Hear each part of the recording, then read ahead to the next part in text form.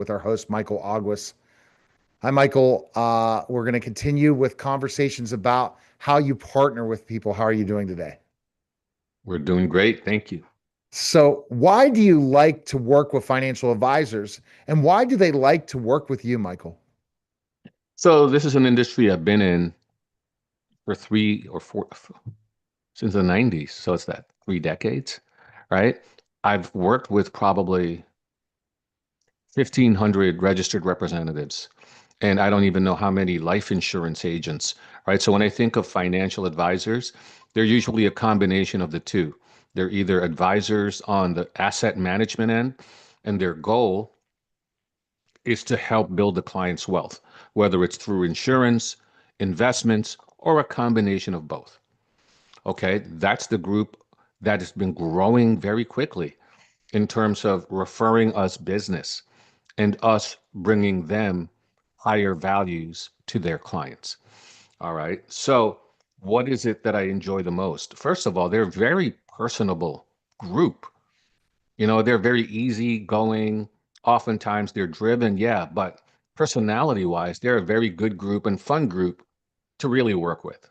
And on a personal note, we hang out a lot and, we enjoy a lot of ball games, but they're, again, just like accountants, many are very intelligent and well read. They take pride in their work. They really look to take care of their clients and handle whatever they can to the best of their ability. Financial advisors are like that, because they know that they could easily lose a client. They know AI is right here, and some clients can be lost just through, hey, AI, create an investment portfolio for me. And AI will gladly do that easily in seconds, as you know. Right, So, exactly. Mhm. so I am, what we do and why we like ourselves is because then we give them more um, ammunition, more arrows for their quiver to help their clients. More specifically, I like the fact, so for them, their whole goal is building the client's wealth. Oftentimes they run into, I like what you're saying, Neil, but guess what? I don't have the money to do that. I know I'm behind, but how am I going to go forward to my goal, with my current situation? Neil calls Michael. Michael's like, well, they're paying 200 a year in taxes.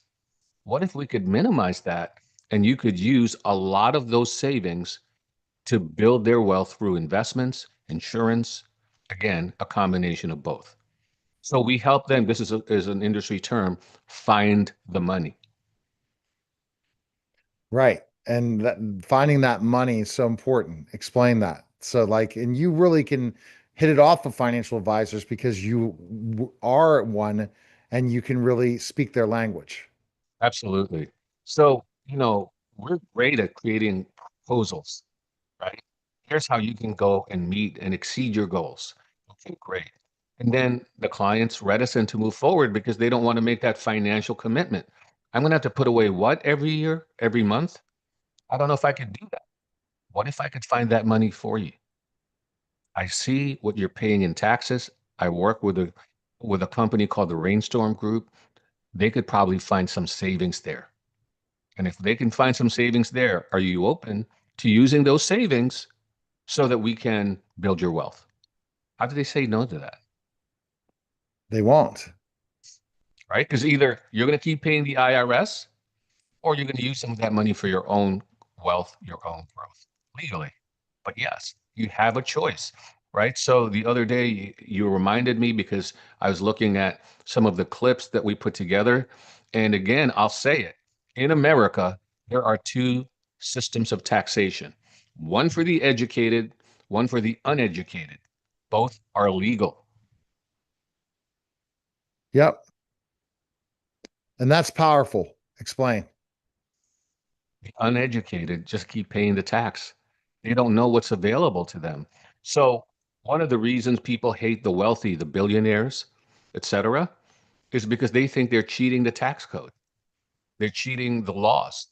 In reality, they have access to knowledge, resources, professionals who know more strategies, and they use those strategies legally from a tax perspective to minimize their payments to the IRS, right? So tax avoidance is legal, tax evasion is not. We're not talking tax evasion, we're talking tax avoidance, right? So, Jeff Bezos, right, one of the richest men on earth, what does he pay in tax? He's a gazillionaire. Right. He How pays much does nothing, he pay? nothing. How is that? I can understand why people get upset, but the point is, he is well educated. He's got professionals guiding him through his financial life, minimizing that part. And that allows him to keep building his wealth. There are people who don't have that access and they don't know the tax code is overwhelming. It's boring. I can't read it. I don't understand it. So they don't have tax strategists, and tax strategists like us, we can walk them through it. We can help them. So, or they could remain uneducated and ignore our advice, and they have every right to pay the tax. It's up to them. It makes complete sense because they're able to do that. And then because they're Mhm. looking at their wealth, they are able to anticipate that there's going to be Yes, some tax issues because they really are planning. So that's a little different than the CPA who sees at the end of the year. These guys know it all the time in so many ways where they're going. yes. So, in a previous podcast a couple weeks ago, we discussed 5 key things that a business owner can take now and implement now to have a great year. And one of them is don't let taxes be a reaction. Have a proactive strategy to minimize your taxes. And again, I'm bringing that up today because that is very, very important. Financial advisors are now learning that they have access to us. They're calling us. Influencers are working very closely with us. The ones who work with different industries, dental industry, business owners, chiropractors, veterinarians, right? These are different industries and there are influencers in those. We partner with them as well because their uh, membership really could use some of our services. They totally can. And how did why do you think they love working with you, financial advisors? Again, we make sure that they know that we are a sounding board to them. We are a resource to them. They have they have a lot of pressure because they are working on big cases sometimes and they're looking at it from every which way. And they know that I'm available to share thoughts if they want me to. And my thoughts are usually in addition to theirs. It doesn't conflict with theirs. So we work very, very well together. Again, we're relationship minded. We love building relationships. We're not transactional. We don't do something with Neil and then move on to the next one. We're around, Neil. We thank you for your business. We'd love to keep helping you. We're going to have training on an ongoing basis on different topics. We'd love for you to be a part of that. And from time to time, I'll be checking in on you, seeing how everything's going. Right. And that's the important thing of following up with them, seeing how they're doing, That's understanding right. who they're working with. That's right. That's right. You got to know their business. That's the most important thing to them. But then once you know it, you know which of your strategies they can implement. And that's where you teach. Right. The teachable moment, then it Hmm. sounds like. Yes. Michael, if you're able to have that teachable moment, it's so important. And how have you been able to save people, especially with some of your tax strategies, especially for financial advisors? So I do things, I think, in the most sensible way. Instead of sitting there and saying, Neil, I've got all these strategies, A, B, C, D, all the way through J. I say, Neil, tell me what you're dealing with, why we're meeting today, what is the heart of the matter, and what you're looking to do. And from there, I could probably share a thought or two or three on how we can optimize your tax situation. See, it begins with you, the client. Once I understand what you're trying to do, I always have an idea. Yeah, exactly.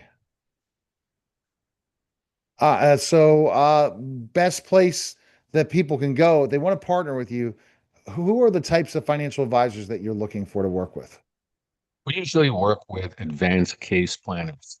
These are people who work with estate plans. These are people who work with really high net worth. Most of our clients are not bazillionaires or millionaires. they're making a nice income, household income just a little north of 400, $500,000 a year. There's many people represented in that group, and higher. So these are typically the people we work with and who are brought to our attention. And then there are those who are advanced planners. They are working with a client who may be selling his business or her business. And know there's going to be big tax. They also know that if the client is able to successfully sell that asset, they have more investable assets available. So we're brought into that as well. So that's kind of the where a lot of our activities come from. Right. Best place to go is to contact either me or Michael, DM us, contact us, or go to rainstormmediagroup.com. If you're a financial advisor, fill out the form and Michael will get back to you and have that conversation.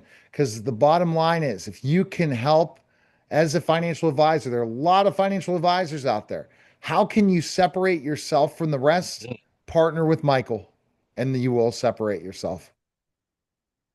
All right. Appreciate it, Michael. That was a special simulcast of the Neil Haley Show and the Rainstorm Radio Show, guys. Take care.